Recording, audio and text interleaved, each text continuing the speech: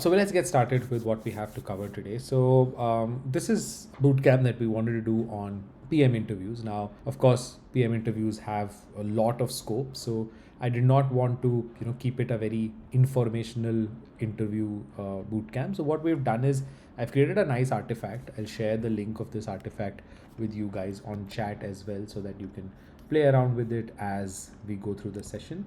But the idea today is to walk you through all the 7 different kinds of rounds that exist for PMs.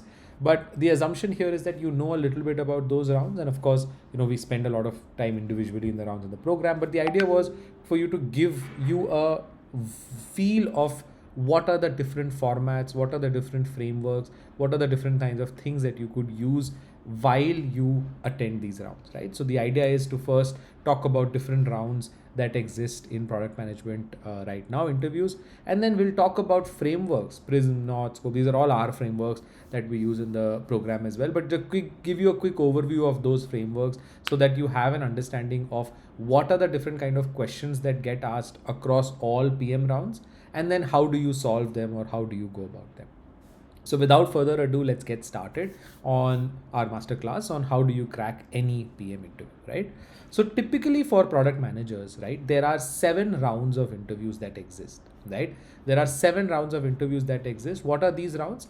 These rounds are product sense, metrics, estimation, RCA, tech, behavioral, and AI product sense. AI product sense has of course come up of late recently with the boom of AI PM roles and everything that has come up. So I'm going to teach you the frameworks for each of them. I'm going to first talk about the overall thought process that the interviewers have with that. But then I'm going to teach you Prism for product sense, I'm going to teach you North for metrics and goals, Scope for root cause analysis, Trace for strategy, Anchor for behavioral, Bridge for technical, and then Forge for AI product sense. And then I'm going to give you, this artifact for you, which you can go ahead and try out different questions and try out how do we go it.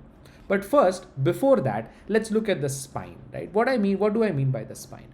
The spine is what is a PM interview testing for, right? So now, obviously, a product manager interview, right? They don't really check for memory. They don't really check for right answers.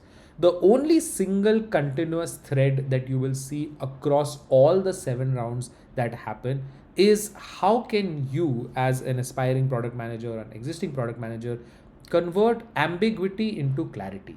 So every single round, every single question that you get asked, the agenda that the interviewer has behind it is, can this person in front of me convert ambiguity into clarity? Product sense, you're going to being given a random design ambiguity situation. Metrics, you're going to be given a product that you know nothing about, and can you create that into a strong success metrics. Strategy, you're going to be given a question where you don't know anything about that domain, that market, that everything, and still you would be expected to come out with clarity. So the most important thing that you understand is that a PM interview is not a memory test. It's only a test of how much can you convert ambiguity into clarity.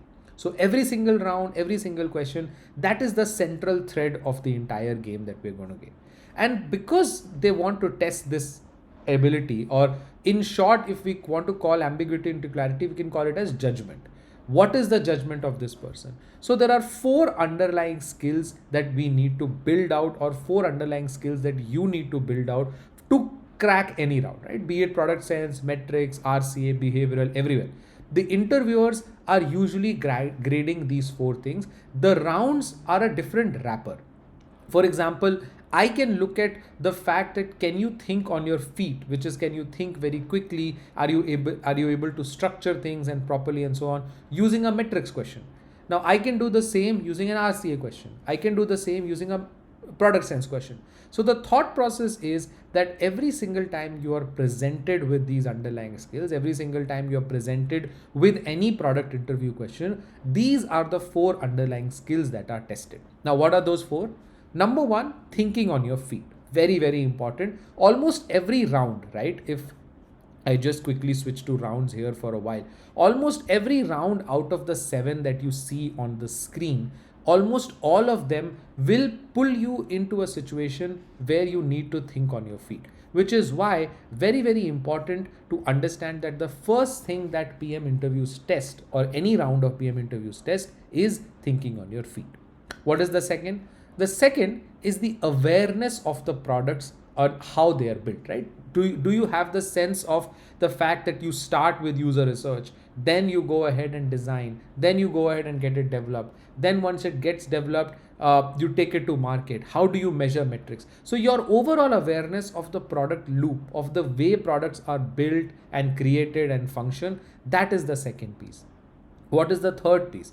The third piece is pattern recognition. Right now, of course, the ability to say that, hey, I have seen certain solutionizing patterns in different products in the past, and I'm using those patterns to convert it into my answer here. So what is the pattern recognition that you have? And last, of course, is communication. Now, communication, when I say, is not just about being eloquent, not just about being good at English, not just about being good at forming sentences. That's a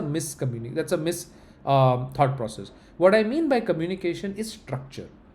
Can you break down something that you're communicating so evenly, so clearly, that even without having a screen share, even without writing on paper, just by your words, the other person understands what you want to say, right? So once again, thinking on your feet, this is the most important. That's why it's written in that order. The most important is how quickly are you able to assess the situation, come out with answers, come out with problem statements, come out with solutions. How awareness of how products are built. So how aware are you of different kinds of products in the market? How aware of you are of the cycle that is used to build a product? How aware of you are of design, of research, of development, and all of that?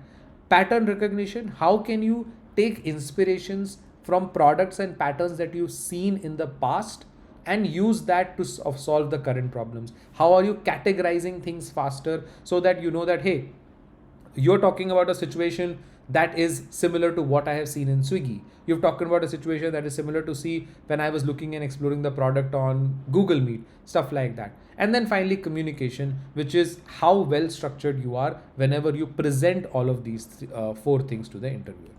Now, we need to understand a little bit around the awareness of how products are built, because the framework takes care of. The awareness of how products are built is something that it doesn't take care of. So we'll quickly cover that, and then we'll start jumping straight into the different rounds. So any product, of course, has got three phases. Discovery. Discovery means understanding business, market, doing user research, understanding business, understanding the problems, validating it, prioritizing it, so on and so forth.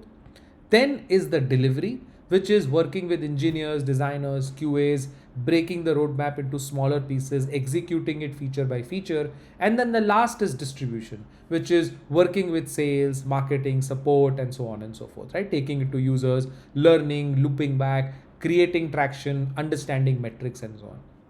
Every single feature that comes in, because awareness of how products is built is not that common, I just wanted to quickly touch upon that. So every single PM job, every single feature, every single product goes through these phases.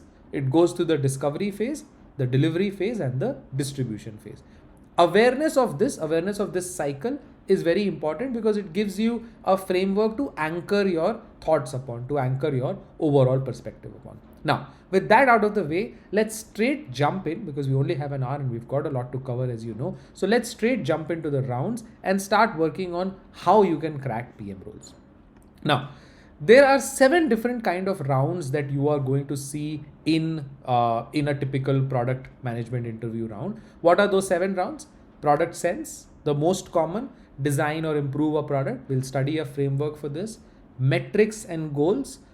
How do you set a metric for a feature? How do you go about it? Root cause analysis. What a metric dropping down? How will you go ahead and figure out how to solve this? Strategy. Should we enter? Should we acquire? Should we launch? How will you improve certain things of our product?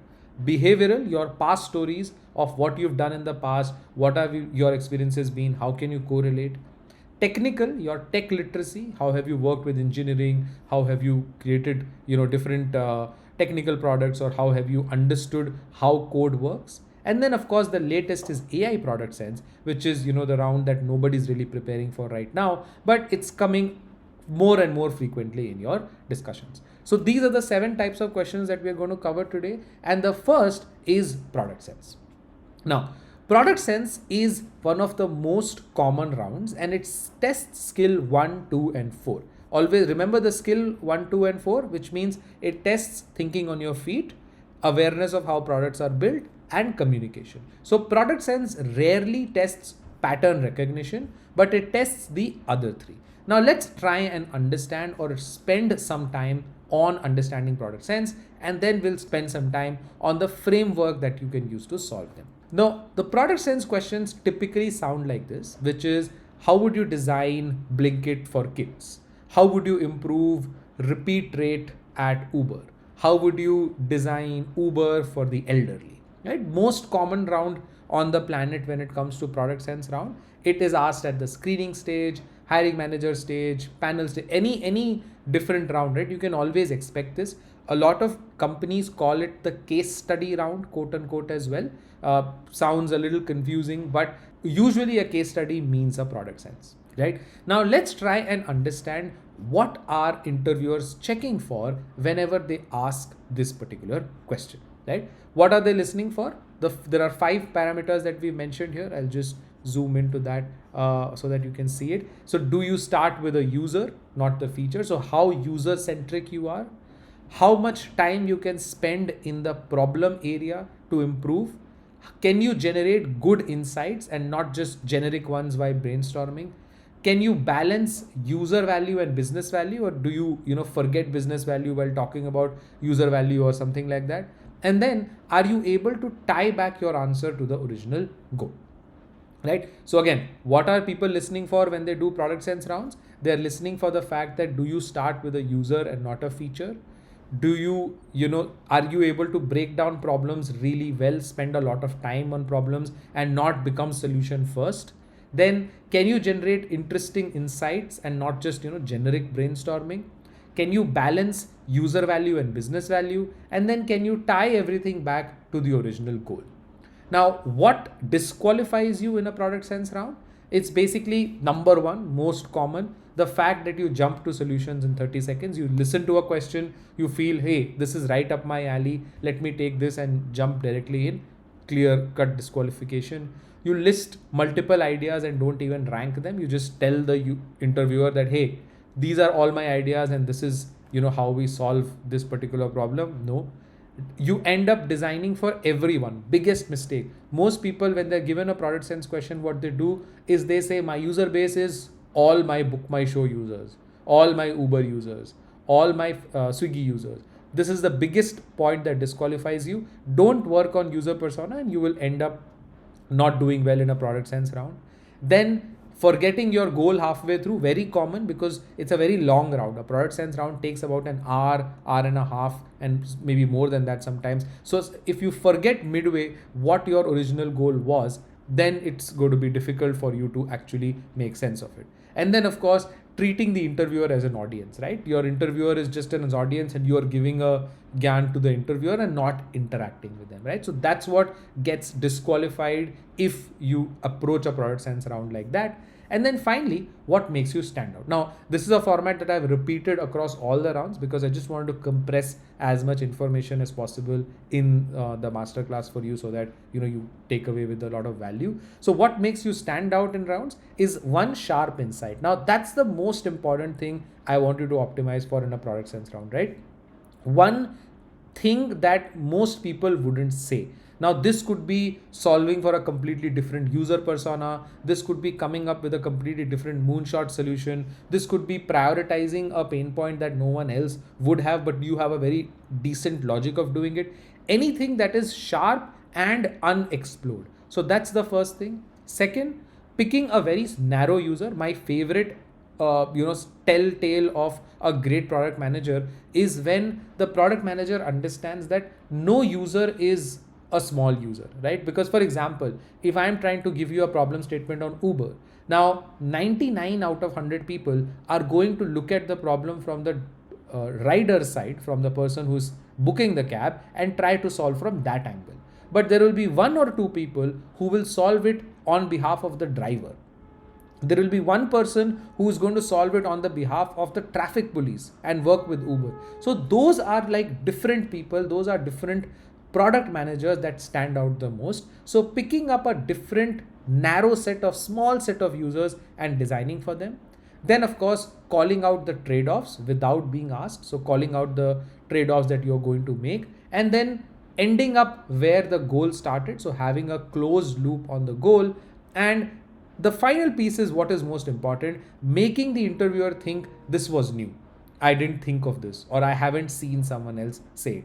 The moment an interviewer leaves with that feeling, right, that, oh, this is interesting, I didn't think of it like this, that is when you really win in a product sense round. So once again, to summarize, I mean, the artifact is in the chat, so you can open it and use it for yourself. It's all yours now to use. So what they're listening for, what disqualifies you, and what makes you stand out.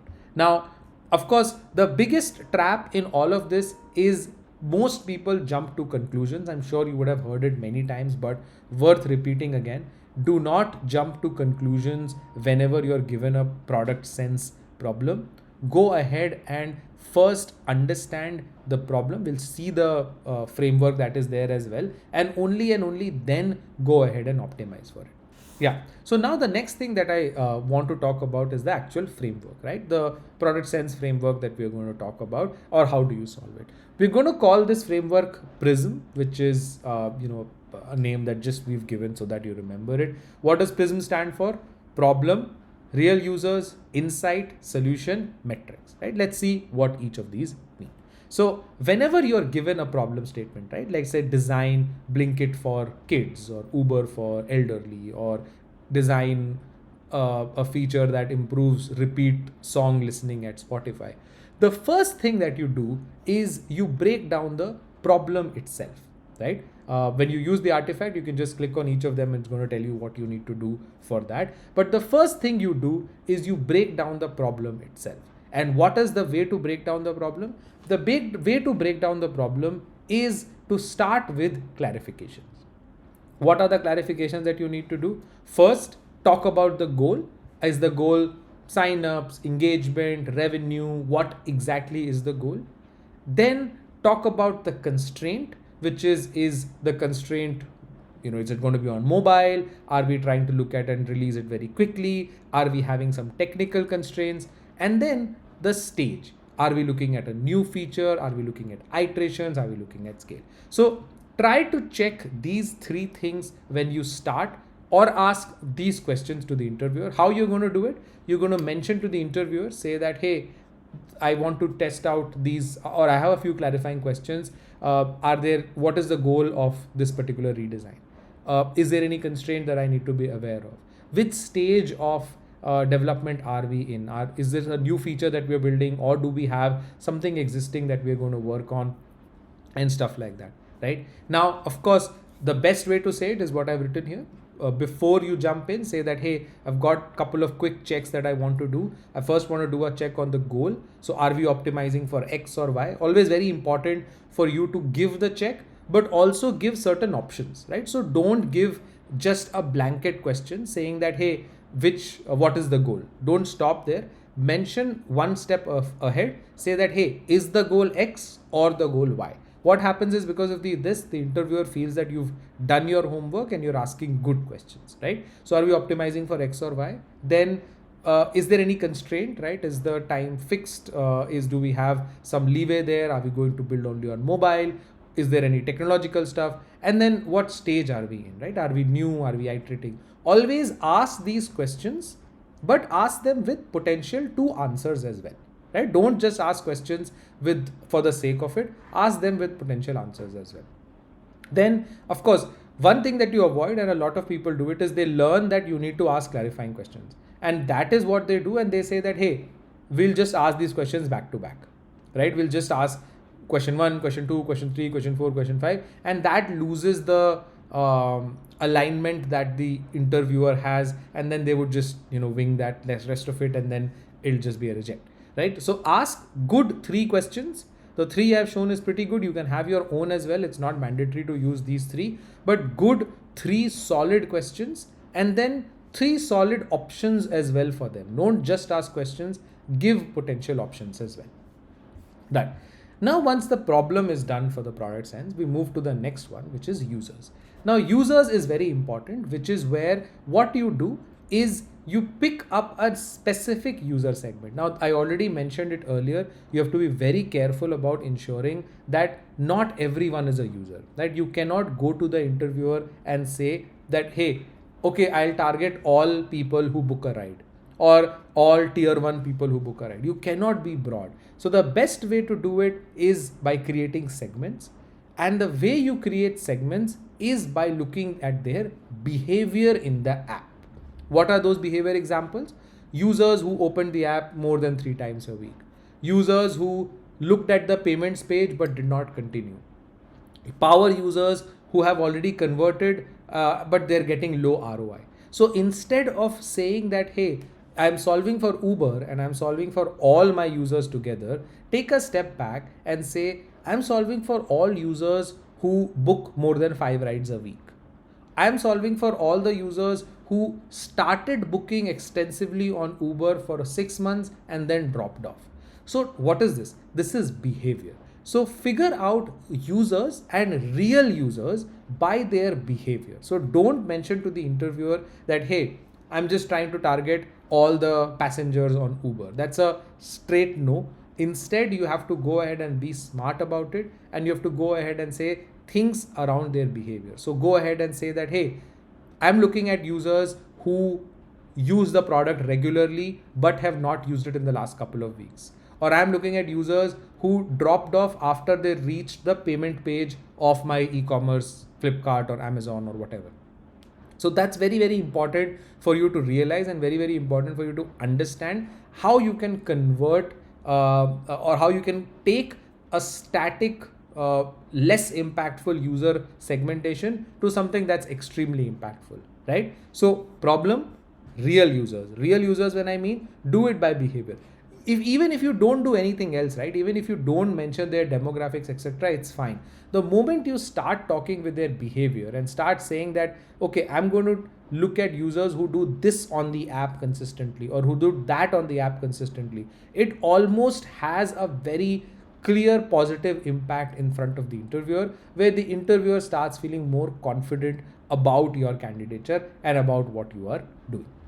Now, the third step is insight. Now, remember, the one thing that you have to stand out on in product sense is insight. This is where you have to take out a pain point from that user's positioning. What is the way to do it? The way to do it is to start with a surface pain point, go one layer deeper, and then go one more layer deeper. So, for example, let's assume that the pain point that for an Uber passenger that we took, or let's assume for an Uber passenger who books more than 5 rides a day, that is what we took, we want to start with the surface pain point. Now with the surface pain point, the idea will be to say that, hey, they don't want to wait for the Uber. Right? That will be the surface pain point. When we go deeper, you ask why do they don't want to wait? The step would be they don't want to be late for office. Then you ask why again, and the step would be they don't want their performance or their boss to feel incorrectly about them, right? So essentially the next step after you've done your problem and real users is you figure out pain points. Now you can figure out multiple pain points, it's fine. But the most important thing is that at least one of your pain point has to be very insightful. So at least one of the pain point, you have to do this exercise that I have shown here, where you go from pain point on the surface, one level deeper, couple of levels deeper. Unless you do that, it's very difficult for people to actually get and very difficult for people to actually understand, what value you can add or what overall value you're going to do. So very important for you to understand, start from a surface level pain point, move to one step deeper and then move to one more step deeper, right? Like I've said here, for example, here, the idea is for EdTech, right? So the surface pain point is that the users want to learn. One step deeper is, but they already learn from YouTube. What are they not getting? Maybe they're not getting personalized support, right? Or they need to apply this in the job, not just see videos and learn from there, right? So that is the kind that you're talking about whenever you talk about insight. Once you've done with insight, now comes your solutions. So in your solutions, you've got to create 4 buckets of solutions. Quick wins. Now these are your high impact, low effort, small changes that you could do. Big bets. These are bigger solutions, high impact and high effort. Fillers, low impact, low effort, you can leave it. And then low impact, high effort is of course your skippable solutions. So whatever insight you create or whatever pain points you create in the previous step, your job is now to take that pain point and brainstorm certain solutions from there, right? The best way to brainstorm these solutions is to again start from a basic standard solution and then keep building on top of it, right? We'll see examples as well in the boot camp once we look at examples tomorrow to see some solutionizing methods as well. But the idea is to generate 4 or 5 candidates, bucket them into these 4 places, right? So generate a solution, think about it, and once you have the pain point, the solution should be easy, right? You know what the pain point is, you just have to create a way by which that gets solved.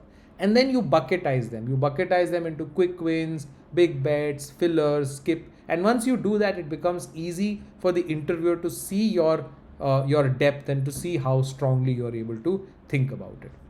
Finally, once you've solutionized, present the metric. I'll talk about the metric again in the metrics framework, but present an entire metric tree, right? So present a North Star, supporting metrics and guardrails. We'll talk about this in detail in a bit when we go to metrics. But essentially, the broader framework is to start with the problem, ask some clarifying questions to do that, then talk about some real users. Now, don't look at users from the angle of, some random demographics of that user or something, all users and stuff. Try and find a proper behavioral reason to get a user.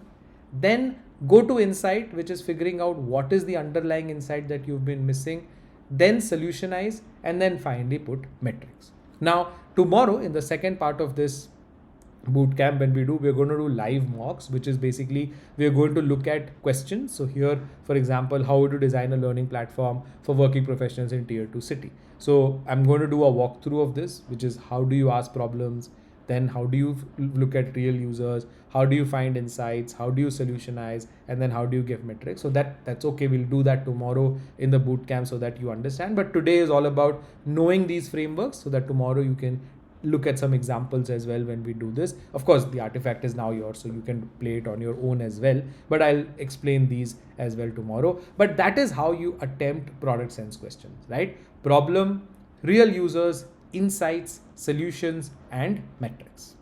And of course, like I said, we'll cover examples of how do you solve this in tomorrow's part of tomorrow's second class of the bootcamp that we're doing on these 2 days. But of course, you can try and go ahead and use this on your own as well. But for the time being, we'll move on to the next part, which is metrics, and try to give you a framework of how metrics work. Now, metrics are basically questions where they are asked to set up success metrics. So you're asked to set up, hey, how would you measure the success for YouTube?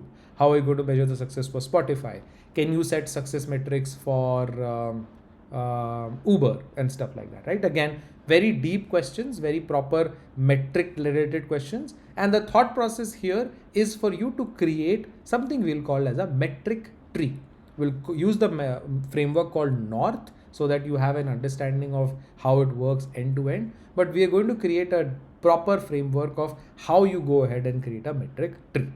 But before that, let me quickly summarize what interviewers are looking for. So they're actually looking for the fact that, hey, do you know why a feature exists or what is the goal of a feature before you measure success? Can you connect a metric to a business outcome? Can you think about leading and lagging metrics separately? Do you have the thought process to mention some guardrails? And then can you defend your number, or can you defend the one number that you have picked as a strong defensible metric, right?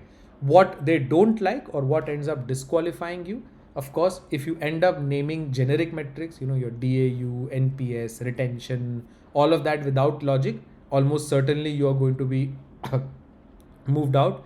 Then if you list out 15-20 metrics, right, again, definitely going to be rejected. If you don't say guardrails, right, just say your success metrics and don't say what are the counter metrics or guardrails. if you confuse inputs and outcomes, which is basically leading and lagging metrics, and then if you forget user behavior when you apply your metrics, these are places which disqualifies you, or where the interviewer feels not probably this guy is or this girl is not that quite there. Finally, what makes you stand out?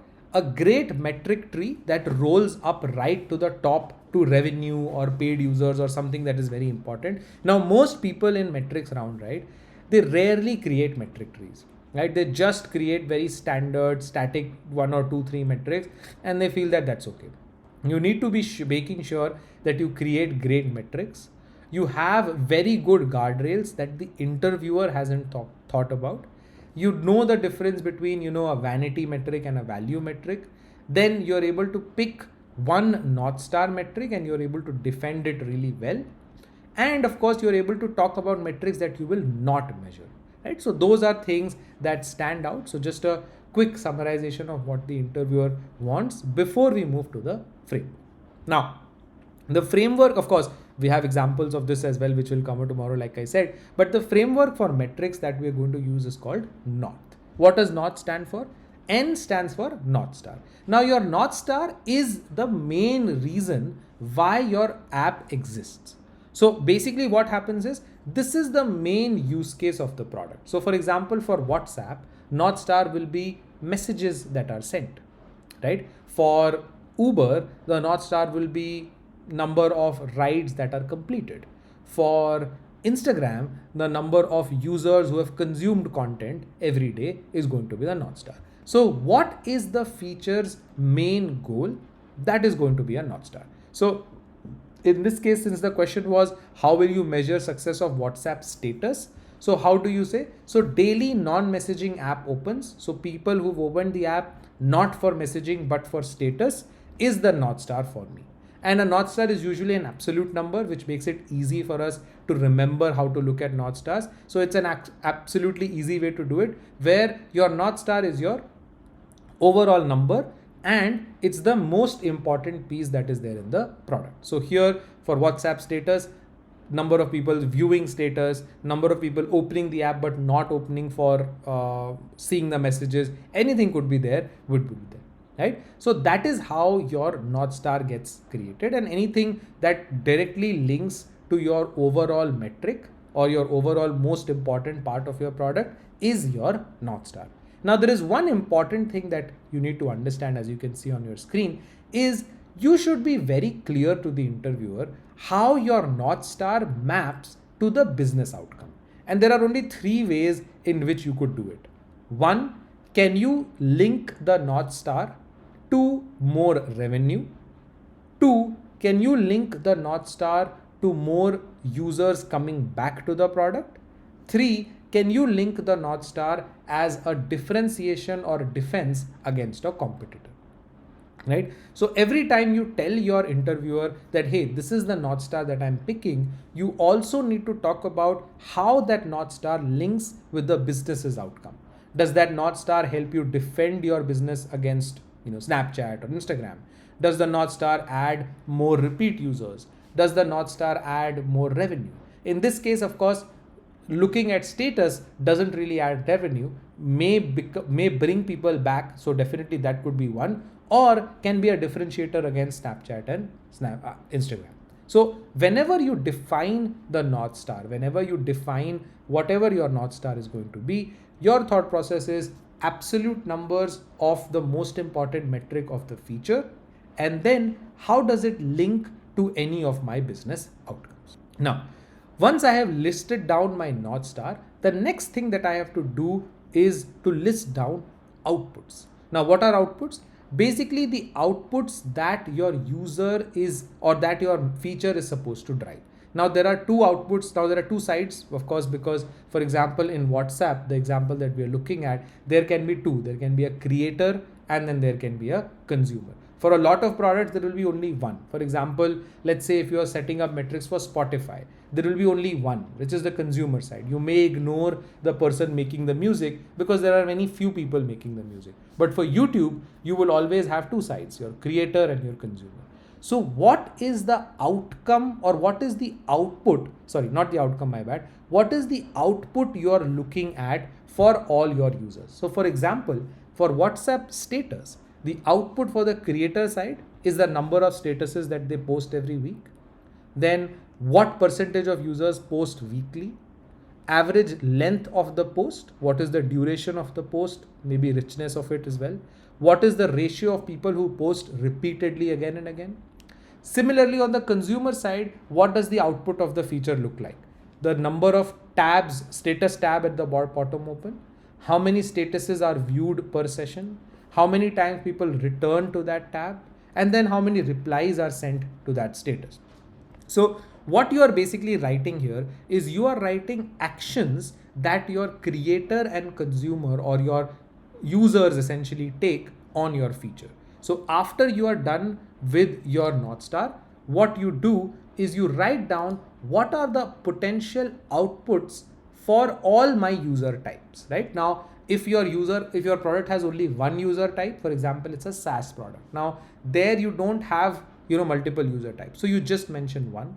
If your product has more than one user types, then of course you mention all and write down the potential output for each one of them, right? So why is this? Because this outputs is what we are going to convert into reactions, which is what we are going to convert into into the leading and lagging indicators, right? So let me explain this, right? So 1 minute. So you've listed down these outputs here. So you've listed down what are the outputs on the creator side. You've listed down what are the outputs on the consumer side. Now your goal is to look at these two and break it down into signals, which is either leading or lagging. Now, very important concept. So I'll explain this a little bit quickly. Leading indicators are basically outputs that you see here that happen immediately, right? For example, when I open the status tab, immediately it opens, right?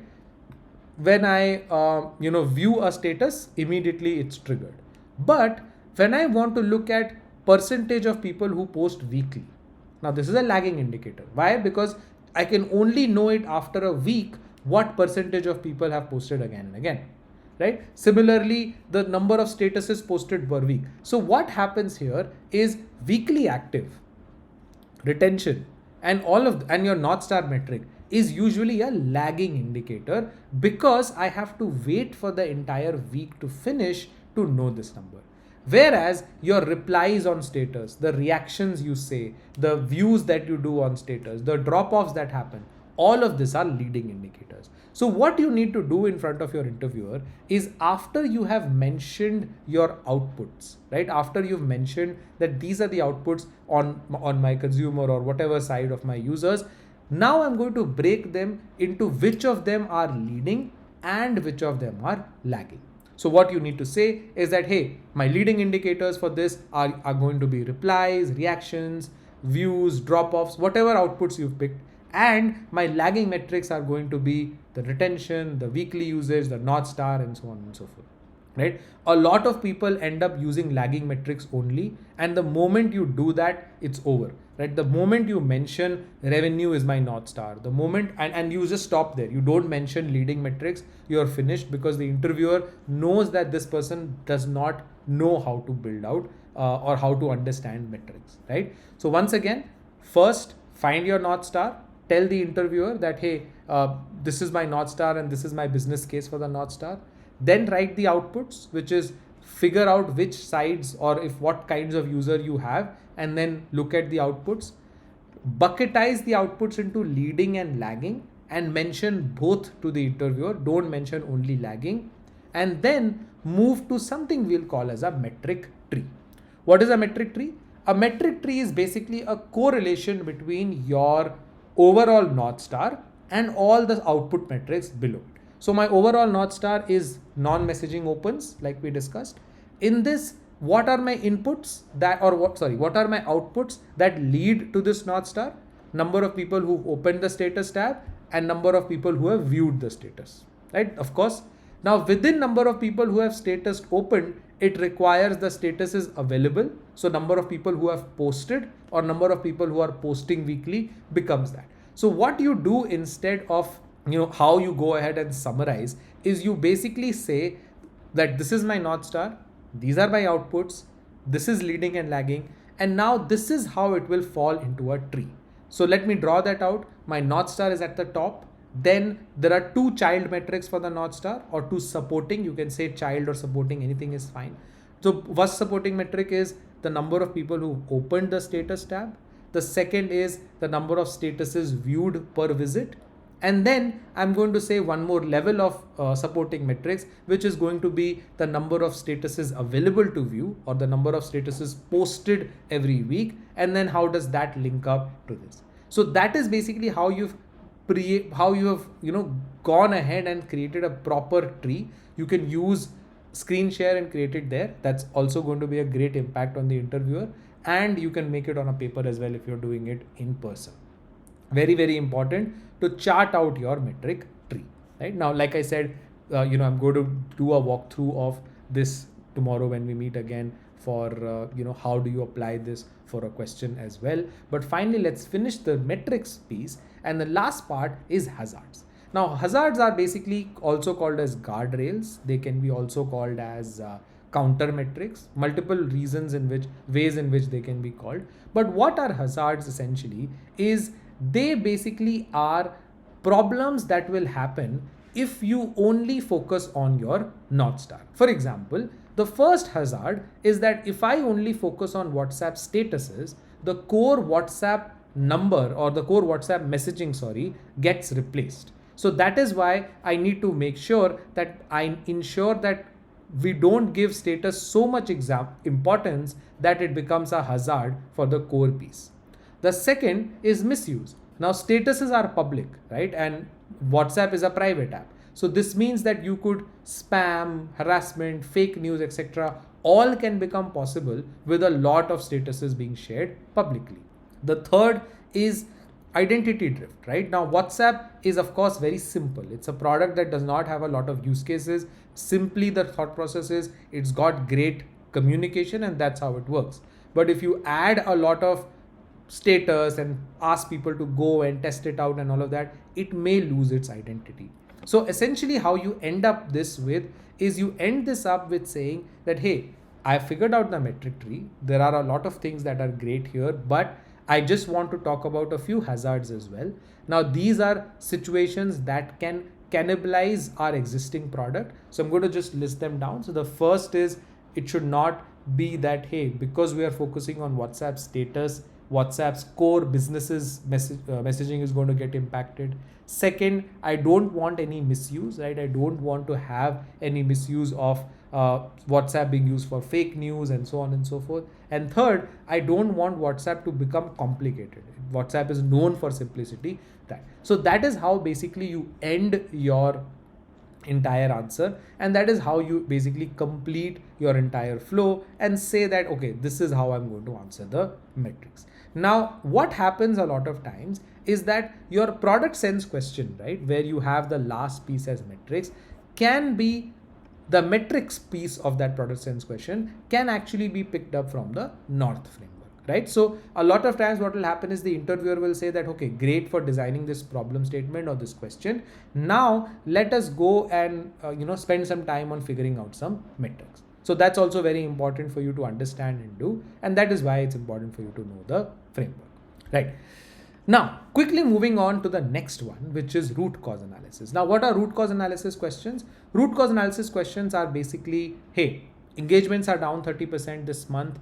What do you want to do? How are you going to solve it, right? Basically, it's a detective round. It's a conversational round. So what happens in this is you get asked a lot of questions again and again, or you do ask a lot of questions rather again and again to the interviewer. And it basically tests whether you can stay calm under all the ambiguity that is presented to you, right? So the interviewer will keep giving you generic answers saying that, hey, no, this is all good. That is all fine. There is nothing down, you need to look elsewhere and everything. And your job is to cut it down and focus on the right metric from there. right? So very important for you to do well. You would see RCA rounds in, senior rounds, mid senior level, and so on and so forth. Now, before we look at the framework, which is scope, we'll look at what this round is testing. So we'll look at what people are listening for. So they are listening for, are you asking about clarifying questions or are you guessing? Do you have a very structured set of approaching this? Do you ask for enough data before you go ahead and implement it? Then do you have the ability to separate internal causes and external causes? And then can you propose a theory of what to do next instead of just sitting and asking questions again and again? Now, what disqualifies you? Skipping straight to a solution, saying that, hey, this is probably because of this, right? Skipping no structure, just going directly is 100% reject. Not asking questions very structurally, going all the place, asking a question on internal rules, then asking a question on did something change, then giving another hypothesis, basically being all over the place, right? Ignoring certain common factors like seasonality, data, numbers, etc. So ignoring that. Then of course, only saying one hypothesis and not really talking about multiple things that could be fixed. And then of course, not giving a plan to end and investigate further. What is the best way to stand out is to rule out cheap explanations first. So rule out seasonality, bugs, data problems, etc. because those are never going to be your answers anyway, right? So ruling that out first, then slicing the data very well, which data, which segment, which geography, which platform, naming an external cause, that the interviewer wouldn't have heard yet. That's a very interesting way of standing out in an RCA round. Now outlining what you are going to do with the data team as next steps, and then of course connecting all of this and giving a very plausible hypothesis at the end. Now I'll just walk through the framework as well. Now what is the framework here? The framework here is called scope, which is seasonality, channels, operations, product, external. Very simple. Whenever you're given an RCA question, the first thing you test is you test seasonality. So do you ask, hey, is this drop visible year on year or for a small time or a week on week? What is if you basically say that, hey, it's a short term thing, is there some seasonality involved, right? So the first thing that you do is you check if this drop is abnormal, which is basically you check if it was expected that this drop will 100% happen, right? So that is the first thing that you check. The second thing that you check is channels, which is, where are our users coming from?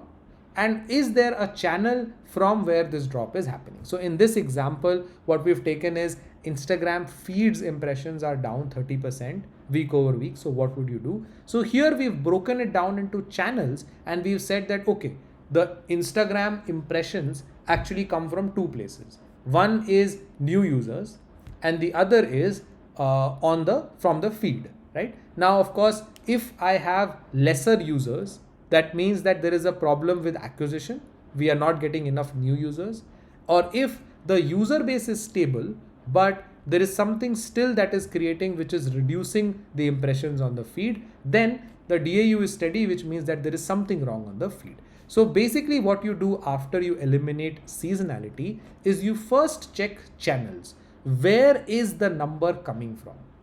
So for example, if your Uber question has Uber rides have dropped, then what are the channels? Rides available, rides booked, right? Similarly, if your drop off is on YouTube, then again, is it coming from new users or is it coming from Explore? Is it coming from subscriptions or is it coming from Explore? So after you are done with seasonality, you then go ahead and explore channels. Once you've done and explored channels, you then go ahead and look at operations. Operations are the boring causes, right? Is there a problem with the tracking pipeline? Is our infra correct? Are the payments working properly? Is the content working properly? So you basically eliminate the boring causes after this, just to make sure that something is there. And then you go ahead with product, right? When the product got released, did we do a feature that got released recently? What was the update on that? Is there a bug that got shipped and so on and so forth? And then finally look at external reasons. External reasons: is there a competitor on the move? Is there some regulation changes? Is there a news that has come in? Some macros that are not working? Basically, you look at all these factors. So essentially an RCA round is about going through each one of them. Now, most of the times your answer will either be in channels, which is where you will figure out what was the source of this metric coming to me, or your answer will be in operations, which is where the boring stuff of checking it. 90% of the time it's actually going to be in channels. But to showcase to the interviewer that how to structure things, that you can do a good job at structuring things, you will have to look at each 5 of them and then present to the interviewer a holistic approach of your work.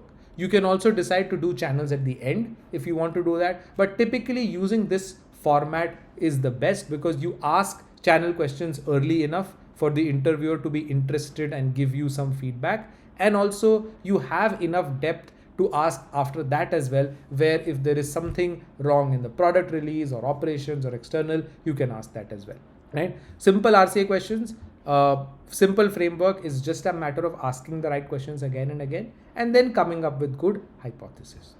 Now, of course, like I said, I'm going to do a walkthrough of the questions as well when we do this tomorrow to close the bootcamp, which is where I'll show you how you can apply this to that. But this is the framework. Now, moving on to the next one, which is TRACE framework, right? Now, what does TRACE framework is? TRACE framework is for product strategy questions. Now, product strategy questions are typically questions around: should Samsung enter the laptop market, right? Or should Amazon enter the phone market, right? Stuff like that, right? Or should Blinkit acquire Zepto, right? Or how do we increase profitability at Uber, right? Stuff like that. So this is of course very common with consultants, but it gets asked in a lot of PM rounds as well. What people are listening for in this is, do you think in years? Are you able to create a long-term version of your view? Then can you size a market without panicking? So are you able to look at the size of the market pretty well? Then do you look at competition? Are you able to weigh in with what competitors are doing? Are you able to balance, the overall cost of opportunity versus attention? Basically saying that, hey, the opportunity is there and what is the cost of not doing it versus doing it, and so on and so forth. And then can you actually say with good reason, and good reason is important, that no, we actually should not do this. Now, what disqualifies you is by saying yes. If you just agree with the interviewer to a lot of things, it's definitely going to be a problem. Then if you don't mention competitors, if you don't talk about moats, defensibility, is not going to cut it. Then if you treat it like a product sense question and you start designing a feature using the PRISM framework that we discussed earlier, that's also going to get you rejected. Then forgetting the cost of doing all of this, right? Leaving the cost conversation aside. And then of course, trying to differentiate between an interesting problem and something that is good for us. Finally, what makes you stand out is having one strong evidence, right? That would change the mind. Usually the answer to these questions, if you are able to give them a no, but with a very good reason, you usually get selected, right? Most of these questions, interviewers are looking for a no, but they're looking for a very good reason for you to say no. And that's why it's a very good thing if you're able to give a good evidence to say no. Then of course, connecting the moves to the company's existing strengths, calling out the cost, and what gets deprioritized because we'll pick this up. And then of course, suggesting alternatives, right? How can we get similar value with alternatives? And then walking away with a clear yes or no. And like I said, the more it's no, the better it is for your work. Now, let's move on to the framework. The framework for this is also very simple. It's called TRACE, which stands for, the first is terrain. Now, what does terrain mean? Terrain basically means the multiplication of the size of the business, the growth of the business, and the tailwind of the business. So what you need to talk about is whether the market size is great, so that we should be able to enter or increase profitability or acquire. Then the second, is there a growth in the market? Is it picking up? For example, quick commerce is picking up, AI usage is picking up, and so on. And then, is there some tailwind in the market, which is there some vibe in the market which is saying that, hey, there is something that can happen here, right? For example, AI, like I gave, if there is a lot of tailwind in AI, similarly there is a lot of growth in AI, and so on. So there are multiple versions of how you can look at it. The first thing that you look at when you answer a strategy question, or the first thing you talk about, is terrain. So you say that, hey, first I'm going to look at, of course, the example that we've taken here is that, should Spotify enter the ebook and audiobook market?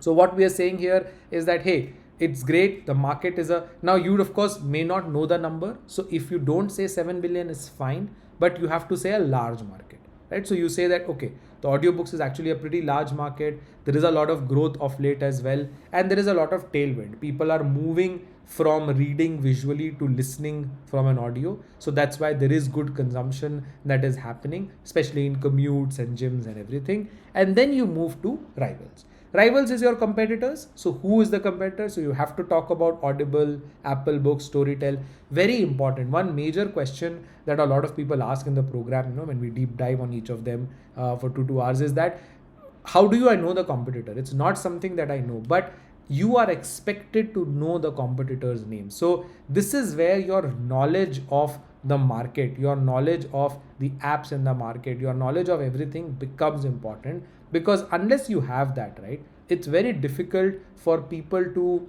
look at you as a strategist. So unless you are able to say that, yes, Audible is a big competitor here, Apple Books is a big competitor. So this is, and don't worry, no one is ever going to ask you a strategy question with a very obscure product. They're always going to ask you strategy questions with a very common product. But if you don't tell them the competitors, then you risk, not doing well at it, because then you risk basically telling them that you're not deep enough with these things. Then you talk about assets, which is basically what are the assets of the company that align with it. So distribution, data, brand, talent, and technology. Basically, what are the assets that work in our favor to be able to do this, the entering of the audiobook market for Spotify. Then you talk about the cost, which is what is the cost of actually taking this investment? What is the cost of integrating this? What is the cost of launching and entering the ebook and audiobook market? And then of course, what is the end game, which is, if we win in 3 years, we are going to be here. If we lose in 3 years, we are going to be there. And based on all these 5, right, based on this trace, you have to come up with a final recommendation for the interviewer. So once again, first you need to talk about the terrain, which is the environment, then the competitors or rivals, actual names of those rivals. Maybe numbers is fine, numbers is not required, but actual names is actually definitely important. Assets, which is what is the strengths that the company has which can align with this. What is the cost that it's going to take us to actually build it out? And then what is the end game going to look like? If we end up building it out end to end, what will our version eventually look like? That's the final piece that you have to look at. Now, of course, like I said, if you have the artifact, you can go through how I have broken it down here. We're going to do that again tomorrow as well when we take the example. But just to give you a sense of the framework, this is how you use a strategy question. Now, we've got 2 more left, and then we'll do, of course, product AI sense tomorrow along with this. But the next is behavioral, which is probably an easier one to say. And behavioral is basically where you get asked questions around, hey, tell me about a time when you handled a difficult stakeholder. Tell me about a project that failed. Walk me through your biggest win. Walk me through your biggest failure. So questions on your past, right? It basically tests mostly your judgment. Now, what they're listening for here is, do you actually have an example of you having done it in the past, or are you relying on hypotheticals? Very, very important. Always what happens is, in behavioral questions, you start feeling that, okay, I have, I've been asked this question. I'm going to give my thoughts on it. I'm going to give some gyan on it. The moment you do that, you fail in a behavioral round. So you have to make sure that you give concrete examples. So even if the question was, what will you do if the CEO disagrees with you? You have to give an example of when in the past something similar has happened with you, which means that when in the past leader has disagreed with you, when in the past someone senior has not seen eye to eye with you, stuff like that. Every single behavioral answer has to be answered with proper previous experiences. Now, can you separate what I did from what we did? Did you learn something? How did you apply it in the future? Are you reflective of it? And then do you have a proper judgment? Do you assess what happened in the past as well? Now, what disqualifies you is definitely bad mouthing your previous manager. So if you end up bad mouthing your previous manager, it's 100% going to disqualify you. So you don't do that. Don't talk about bad about the company. Just say it didn't work out, wasn't aligned, stuff like that. Just be professional about it. Talking too much about the we and less about the I. So talking too much about, the team did this and so on. Not demarcating what was your contribution. Talking about stories but not talking about learning. So talking about stories and saying this is what we learned or I learned and this is how I have applied it. And then trying to be a little apologetic, right? Trying to be a little, yeah, this was a mistake, or little humble, or sometimes saying that it was great, but yeah, it happened, stuff like that. Being very authentic is what gets you. Now you can stand out by having a very clear, overall takeaway. So a very clear takeaway on what you learned and how it worked. Then showing that you can repeat the wins again and again consistently. Being very calm, trying to answer questions properly. If there is some pushback, then handling that, and then obviously answering everything with stories, right? The moment you are someone who has examples for every single time you have had a situation, right? If I ask you what would be your approach to learning a new skill, you should give me examples of when you've learned a new skill in the past. You should not say that, okay, this is how I will go ahead and do it. You should tell me this is how I have done it in the past, right? So that is the difference of behavioral. And the framework is of course called anchor. Very simple framework. You start with aim. So you start with what is the core lesson that you're going to begin with, right? So in this case, of course, tell me about a time when you had to push back on a senior leader. Very common question. So first thing is try and aim for which story you want to create here. What is the first aim of your story to be created here? What is the exact situation that you're going to recollect in this particular question, right? So here, of course, always talk about what was your lesson, right? So you talk about starting with, okay, this was an interesting thing and a very key learning for me, or one of the key learnings that came from my previous experiences of pushing back on a senior leader is that it works only when you have data and so on. If you start from the story from the beginning, you've not really given the interviewer a chance to hold on to your narrative. Once you have given the aim, then you add the narrative, right? So then you talk about the setting, what was your role, what were you working on, what were the stakes, what was the project like, who were the people involved, and then what was the tension, right? What was the problem? What was that one thing that you were trying to solve consistently in this entire narrative? Now, next is conflict, which is basically what was the going deeper into the tension, what was the challenge. Don't go ahead with say that, the senior leader wanted this, I wanted that. Talk about the reason. So the senior leader wanted this because they wanted more speed, but I felt that I wanted more resilience. Or they wanted, to be very ambitious, but I felt that we should take it slowly and be more feasible. So try and talk about what was the conflict, but not in terms of they wanted this, I wanted this, in terms of why they wanted something and why I wanted something. Then you go ahead with anchor, H, which is handling, which is talk about what you did, right? So what did you do to handle it? Don't go with vague. Don't say that we as a team decided or stuff like that. What was your focus here? So, hey, I took 24 hours, looked at data, created multiple scenarios, so on and so forth. So basically the actions that you took to handle this. Then talk about the outcome. What was the final outcome of the situation? Did they agree? Did they not? And then finally the reflection. Very important. What has changed in you because of this, right? So have you gone ahead and created a great reflection that you have applied later? So you don't basically say that, okay, yeah, I learned that I need to be better with data. No, you say that I learned I need to be better with data.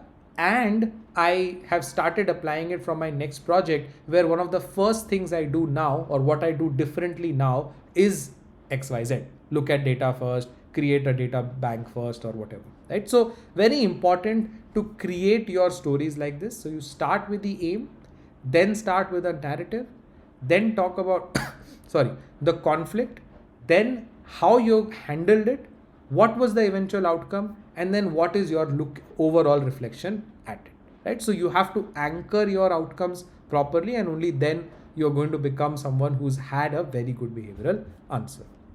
Now, you can go through the walkthrough of the exact answer of how do you do each of these things and how do you mention here. I'm going to go through another example in tomorrow's bootcamp. And that brings us to the final piece of what we'll cover today. We'll cover the AI product sense in more detail at tomorrow's bootcamp. So just the last one, so please hold on. The last is tech, right? Now, of course, technical questions are more knowledge based, right? These questions, if you don't have the knowledge, you're going to get disqualified, right? Questions around how will you explain APIs, how will you measure the performance of a recommendation system, right? Stuff like that. Now, most non-CS folks, are fearful of it. No need to be. It's just a very simple framework to understand. What people are listening for is, do you know how products work? Do you know what front end is, what back end is, and stuff like that? Can you reason about technical concepts like latency, scale, data, etc.? Can you translate technical requirements into non-tech audiences? Basically, tech round, you have to have knowledge. That's all. It's not like it's difficult. You don't need to know how to code. No way. You don't need to know how to, do proper coding or stuff like that. Not at all. All you need to do is you need to know what it is like, or you need to know what it is like, or what happens in the background, what really changes, or what do people work with, or how does products work. That is what you need to know. Now, if you pretend that you know too much, you will immediately get caught. So be clear about it. If you don't go into technical detail, that's also going to get caught. So you have to prepare for this. You have to know knowledgeable, you have to become knowledgeable about databases, queries, APIs. Don't have to code, but knowledge is something that is important. And of course, the most important way of standing out is giving clear real life analogies. So if, for example, you're asked about APIs, giving an analogy of API is like the waiter at a restaurant. If you're asked about databases, giving an analogy of how data gets stored on a register in a library, right? So always giving very real world analogies is a great way to stand out in technical questions. Now, the framework is called Bridge. It starts with basics. You have to understand the core concepts: APIs, databases, caching, scaling, latency. If you've not, we did a Tech for PM sessions just last week, so you can definitely go to my YouTube channel and check that out. We spent like a couple of hours breaking down tech. Then the second is resume, which is, the tech term that you have on your resumes. Every single term needs to be mentioned properly. Then the industry, which is the company stack, the system, the scale, and so on. The dialogue, which is how do you translate tech to non-tech? How do you converse with people?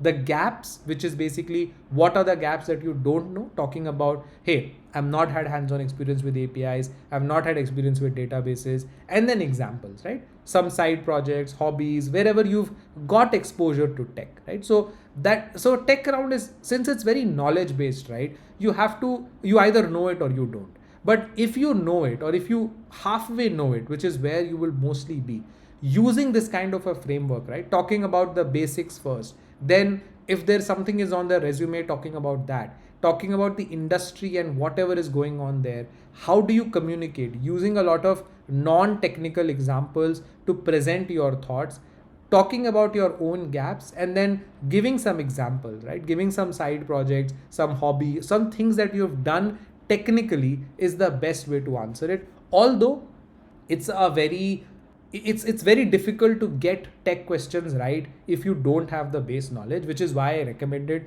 before you attempt tech questions as practice or look at this, do go back on last week's free masterclass that we did on tech for PMs. That is where we spent a lot of time on breaking down tech. So that's something that will really help you. And after that, you can actually go ahead and understand that, okay, we'll start with basics, then we'll start with dialogues, then we'll look at gaps, and then we'll plan further from there.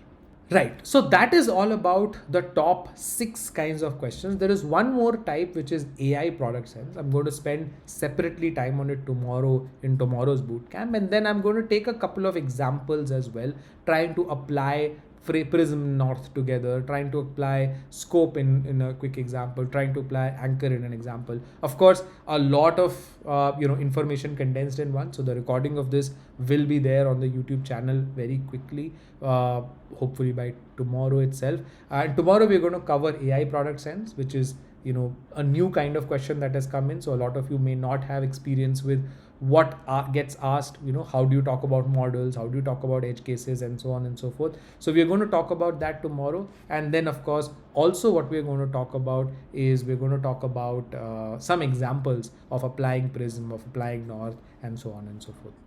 All right, thank you so much, guys. I really hope this was useful, and I will see you tomorrow again. Tomorrow we'll study a bit about AI product sense, and then we'll take a couple of examples, to showcase a real world application of Prism and North together, and then we'll talk about Trace as well in a bit. So yeah, thank you so much, and I'll see you guys tomorrow.